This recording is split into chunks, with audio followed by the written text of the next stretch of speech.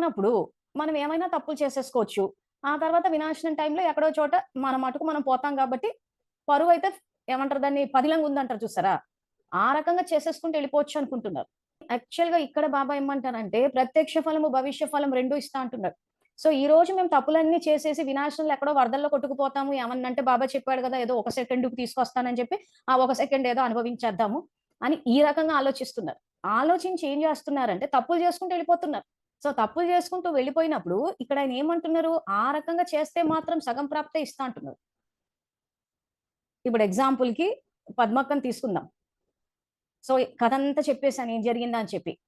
So, ఈరోజు వీళ్ళు తప్పులు చెయ్యటం లేదు అంటే, దానికి కారణం ఏంటంటే అవకాశం లేకపోవడం. అంతేగాని బుద్ధిలో మార్పు రాలే.